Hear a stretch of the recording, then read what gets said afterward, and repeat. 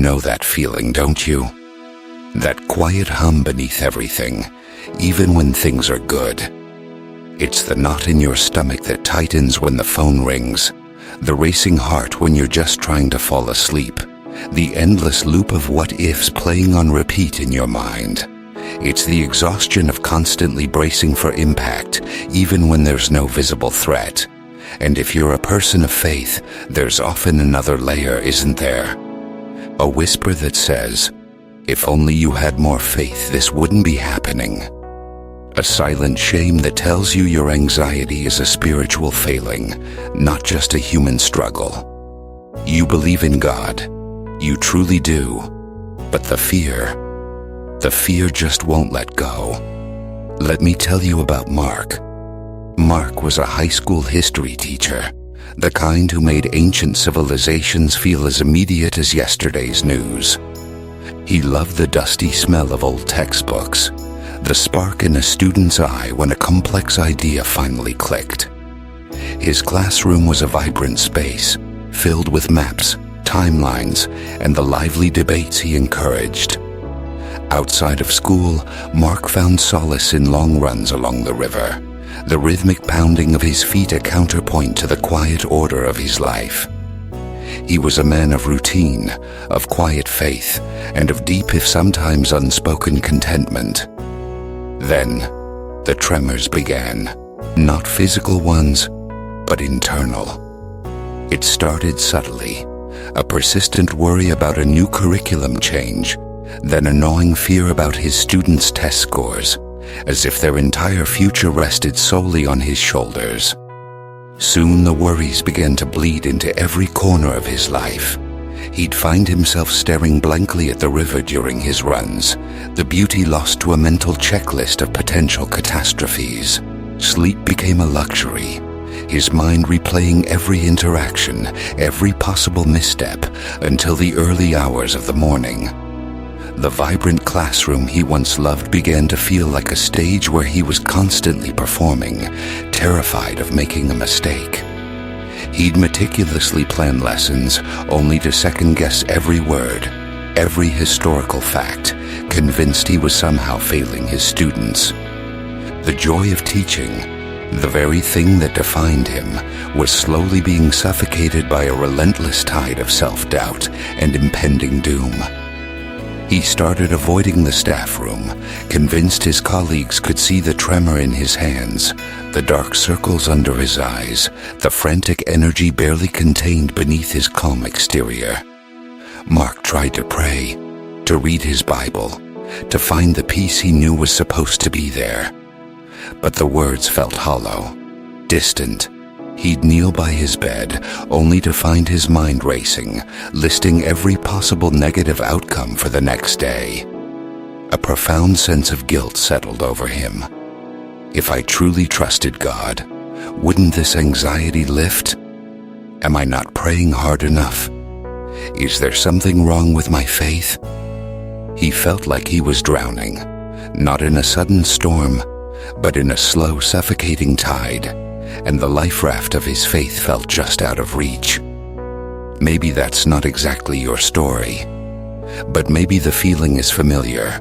That relentless hum of worry, the exhaustion of trying to outrun a shadow that always seems to catch up. The quiet shame of feeling like your faith should be a shield, but the fear still slips through. In this video, we're going to walk through something together. We'll share a story like Mark's that might feel a little too close to home. We'll turn to an ancient psalm, a voice from long ago that somehow knows exactly what you're feeling right now.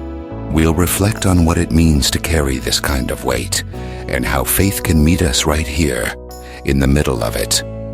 And we'll end with a prayer, a quiet conversation with God, not to fix everything, but to simply be present.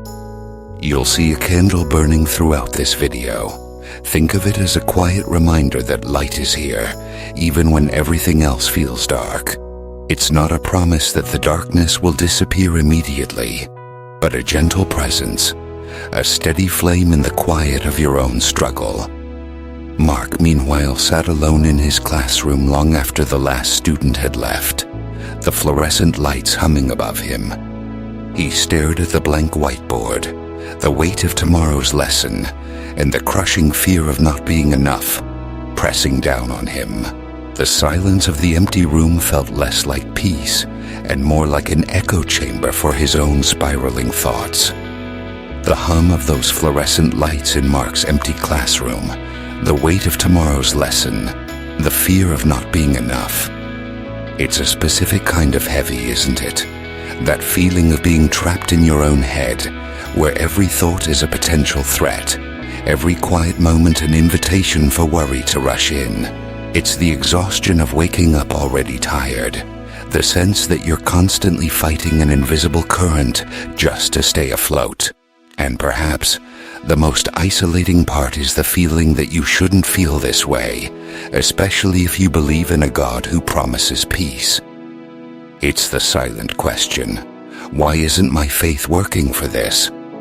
3,000 years ago, someone felt exactly this. They knew the relentless pressure, the feeling of being overwhelmed, the desperate cry for intervention. And they wrote it down. This is Psalm 94, a psalm that doesn't shy away from the raw, honest questions of a soul in distress. It doesn't offer platitudes. It voices the weariness, the longing for justice, the plea for God to simply show up. Listen to these words and let them breathe. O Lord, how long shall the wicked exult? How long? It's a question that echoes in the heart of anyone battling chronic anxiety. How long will this feeling last? How long will I wake up with this dread? How long will I feel this constant pressure, this fear that never seems to fully recede? It's not a question of doubt, but of sheer exhaustion. It's the cry of a soul that has been waiting, and waiting, and waiting for relief that hasn't come. It's the weariness of a spirit that feels trapped in a loop, asking, when will this end? They pour out arrogant words. All the evildoers boast. This isn't just about external enemies for us today. Sometimes the evildoers are the arrogant words in our own minds, the relentless self-criticism, the catastrophic predictions, the internal voice that tells us we're not good enough, that we're failing, that our anxiety is a sign of weakness. These are the voices that boast, that seem to gain power when we're at our most vulnerable, whispering doubts about our worth, our future, and even our faith. They crush your people, O Lord, and afflict your heritage. When anxiety becomes chronic, it feels like it's crushing us. It afflicts our very being, our sense of who we are. It steals our joy, our peace, our ability to connect with others. It makes us feel like a shadow of ourselves, diminished, burdened. It can feel like it's crushing the very spirit within us, the heritage of peace and hope that we believe God has given us. It's a profound sense of being weighed down, of having the life squeezed out of us by an unseen force. This psalm isn't an argument for God's existence. It's a raw, unfiltered conversation with Him from the depths of human struggle. It's a voice that knows what it feels like to be tired of waiting, tired of fighting, tired of the relentless how long. It's a presence that sits with you in the quiet, acknowledging the weight you carry. Look at the candle again. Its flame is steady, even when the air around it is still. It doesn't flicker with every passing thought or every wave of fear. It simply is. A quiet, persistent light, a symbol of God's presence, even when nothing feels steady, even when everything within you is screaming, how long? This psalm, with its honest lament, invites us to bring our own how long to God, without shame, without pretense. It reminds us that our weariness is seen and our questions are heard. We just heard the raw, honest cry of how long from Psalm 94, a voice that understands the relentless pressure of anxiety.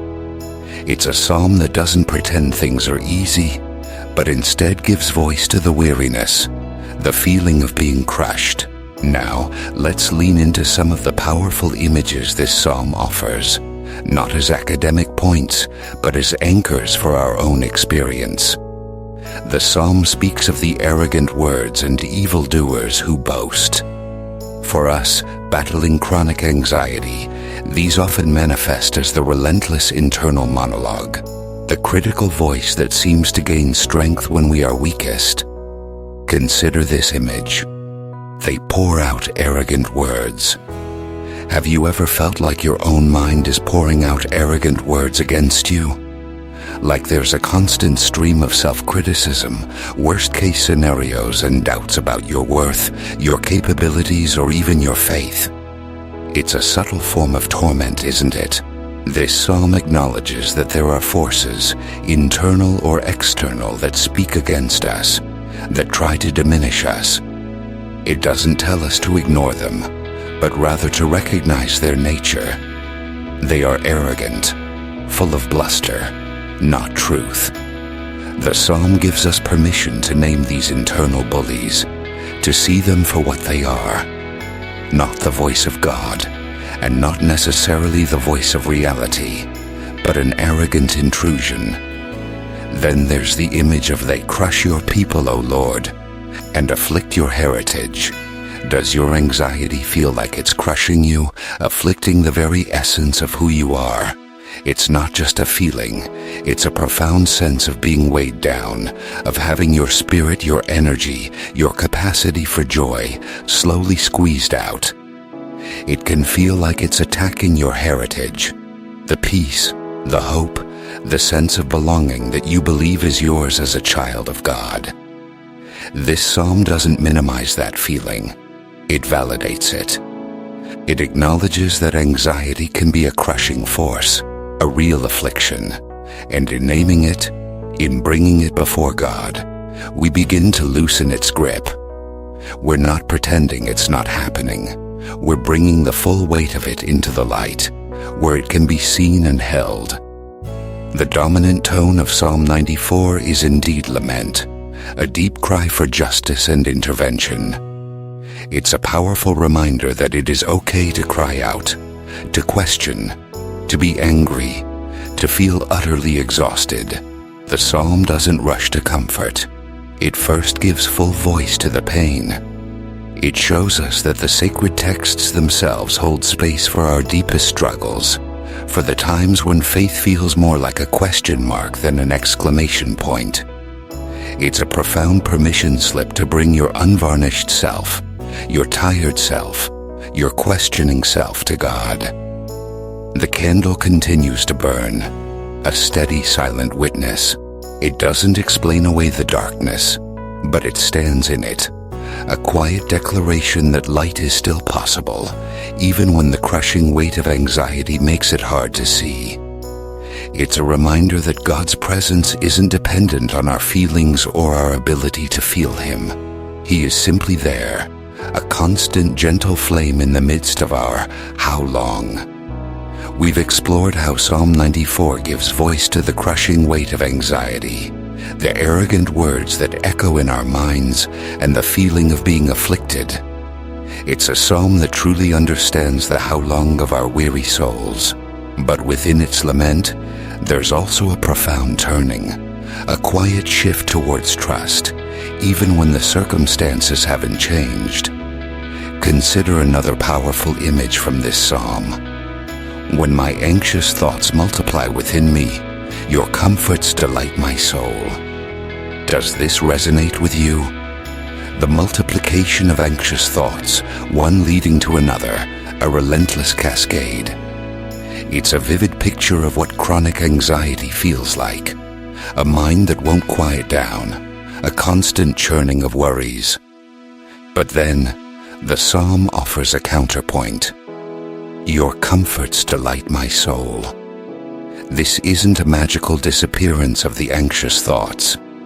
It's an invitation to find a different kind of delight, a comfort that can exist alongside the anxiety, not just after it's gone. It suggests that even when the thoughts are multiplying, God's comfort can still reach into the deepest parts of our being, offering a quiet delight, a moment of respite, a gentle presence that reminds us we are not alone in the storm. It's a comfort that doesn't deny the reality of the struggle but offers a deeper truth within it. And then, a verse that feels like a quiet anchor. The Lord is my stronghold. My God is the rock of my refuge. When everything feels unstable, when your own mind feels like shifting sand, do you long for a stronghold, a rock? Anxiety often makes us feel utterly exposed, vulnerable to every perceived threat. This image of God as a stronghold and a rock of refuge isn't about escaping the situation. It's about finding stability within it. It's the quiet assurance that even when the ground beneath your feet feels shaky, there is an unshakable presence, a solid foundation you can lean into. It means that God isn't just waiting for you at the other side of the valley. He is the very ground you stand on, the shelter you can find, even as you walk through the most difficult terrain. He is with you, a steady presence, a refuge you can carry in your heart. So how can this psalm enter your daily life, especially when anxiety spikes? Return to a specific verse. When the what-ifs start to multiply, try quietly repeating a phrase like, "When my anxious thoughts multiply within me, your comforts delight my soul." Don't try to force the feeling of delight. Just let the words be a gentle counter-narrative to the internal noise. Sit with a line before sleep. Instead of letting your mind race, choose a line like, "The Lord is my stronghold. My God is the rock of my refuge," and simply rest with it. Let it be the last thought you invite into your mind, a quiet prayer for stability in the night. Say a phrase out loud. When the weight becomes too much, when you feel truly crushed, sometimes speaking a truth out loud can shift something. "How long, O Lord?" is a valid cry. Or, "You are my stronghold." Let your voice be a declaration, even if it's just a whisper. Look at the candle again. It's a small flame, but it holds its own against the vastness of the dark. It doesn't banish the night, but it makes a space for light within it. It's a visual anchor, a gentle reminder that God's presence is like that flame, steady, persistent, and present, even when everything else feels dark and uncertain. It's a light inside the tunnel, not just at the end. Before we go any further, I want you to take a breath. Sometimes words need to stop, and the silence does what no sentence can. Look at the candle. See the flame, how it dances just slightly, a tiny flicker against the stillness.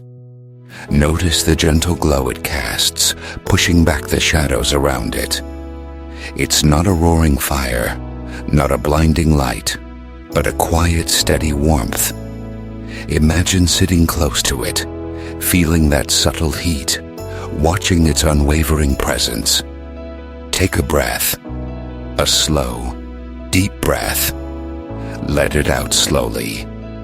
Don't try to figure anything out right now. Don't try to solve anything.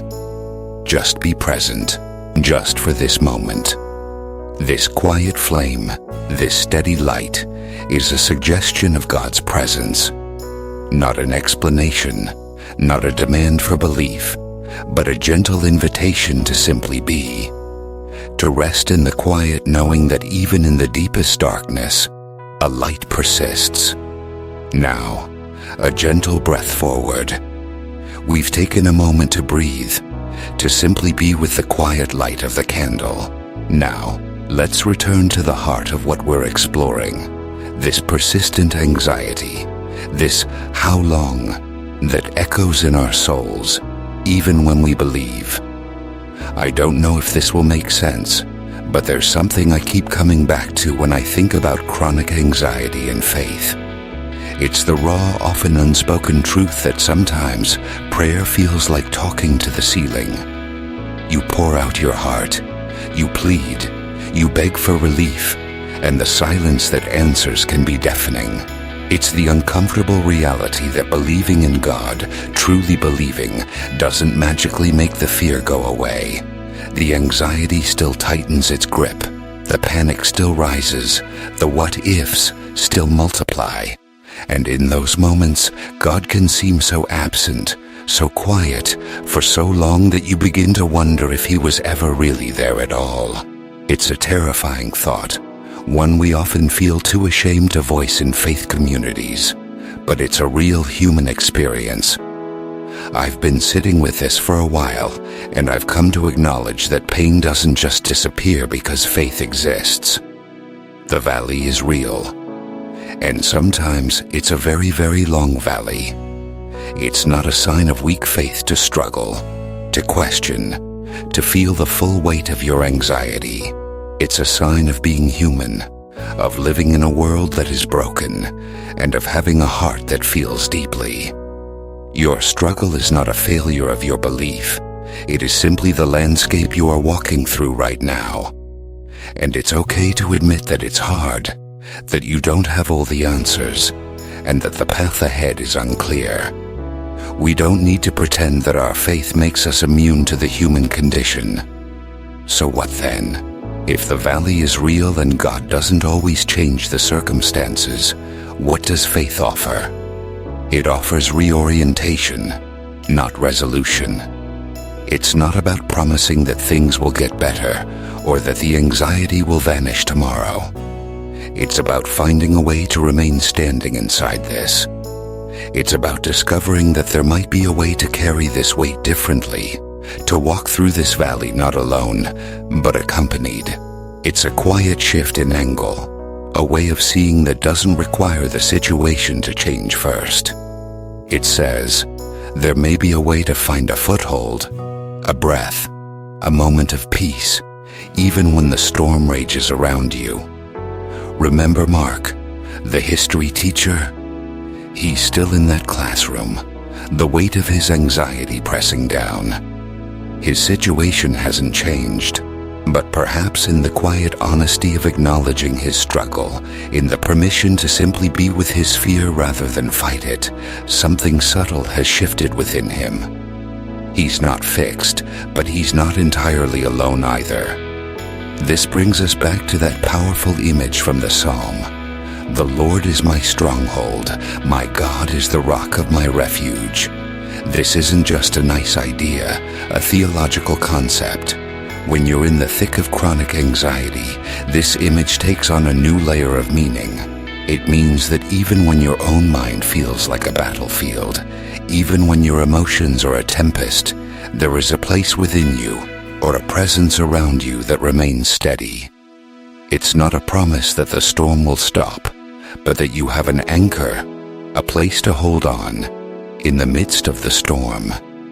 It means that God is not just a distant rescuer, but the very ground you stand on, the solid place you can return to, again and again, when everything else feels like it's crumbling.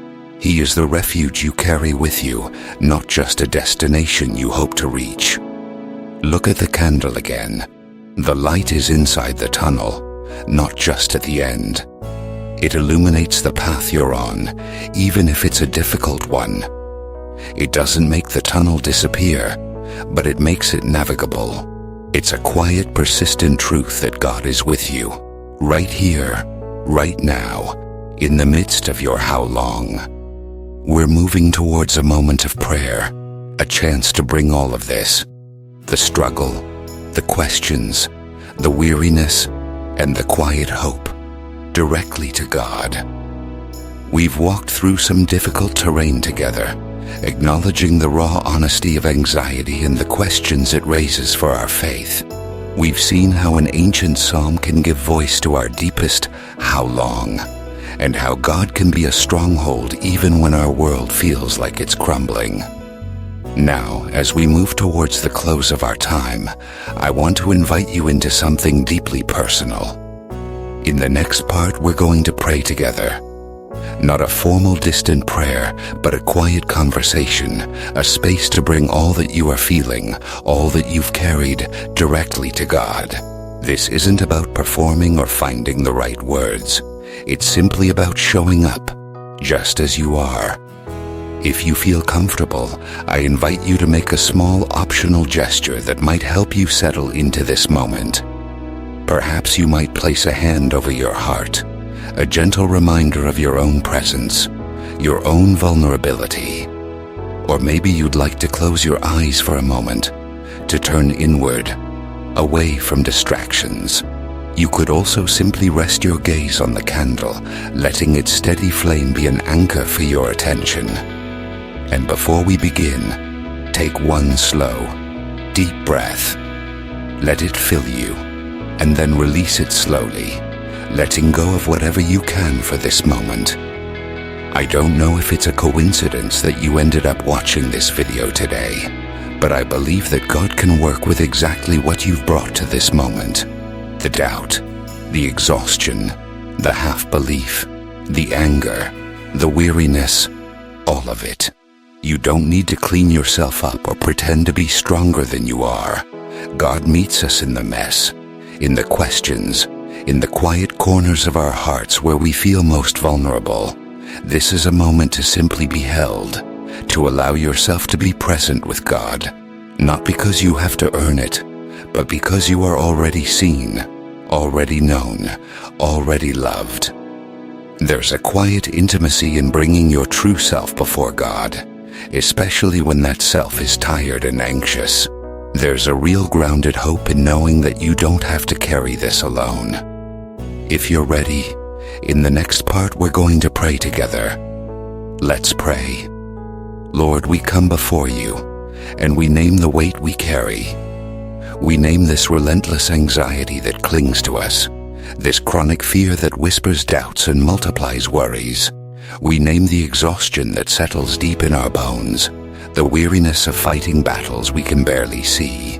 We name the shame, Lord, the quiet, persistent shame that tells us our faith isn't enough, that if we truly trusted you, this wouldn't be our reality. We name the racing thoughts, the sleepless nights, the moments when our own minds feel like a cage. We name the feeling of being crushed, of having the joy and peace slowly squeezed out of us. We lay it all before you just as it is, without softening it, without pretending it's anything less than what it feels like. And in this space, Lord, we declare that you are here, not as a distant observer, not as a theological concept, but as a present reality. You are here in the quiet of this moment, in the midst of our fear, in the depths of our weariness. Even when we don't feel you, even when nothing confirms your presence, we hold on to the truth that you are the steady flame, the light in the darkness, the quiet presence that simply is. You are here, even when our anxious thoughts multiply, even when our hearts are heavy. We ask, Lord, for specific things. We ask for the strength to simply get through the next morning, to face the day when the weight feels unbearable. We ask for a moment of stillness in the middle of the night, a quiet breath when the what-ifs begin their relentless loop. We ask for the capacity to trust, even when trust feels unreasonable, when every fiber of our being screams caution and fear. We ask for the courage to take one more step, even when we don't know where the path leads, even when the future is shrouded in uncertainty. We ask for your comfort to delight our souls, not to erase the anxiety, but to exist alongside it, a gentle counterpoint to the internal noise. And so, Lord, we surrender. We lay down the burden of carrying this alone. We surrender the need to understand, the need to control, the need to fix. We lay down the shame, the guilt, the relentless self-criticism. We don't surrender because the weight is gone, but because carrying it alone is no longer required. You are our stronghold, our God, the rock of our refuge. We rest in that truth, even when we tremble. God heard that prayer. He hears every whisper, every sigh, every unspoken fear. He knows the depths of your how long. This journey with anxiety is often a long one, a winding path with unexpected turns. When the weight comes back, and it often does, I invite you to return to this video. Let these words, this psalm, this quiet space, be a refuge for you again. Let the candle be a reminder that light is always present, even in the deepest valleys. And as you find moments of strength, moments of quiet comfort, consider being that same kind of light for someone else.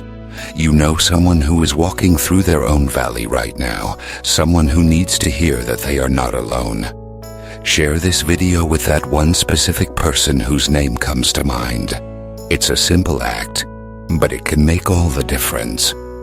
If this content resonates with you and you'd like to stay connected to the channel, consider subscribing. It helps us continue to create these spaces of reflection and prayer. And if you feel moved to, leave a comment below. Share if you'd like what valley you're walking through, or which psalm you'd want to hear next. Your voice matters, and your experience can bring comfort to others. Thank you for being here. May you find peace in the presence of the one who is your stronghold.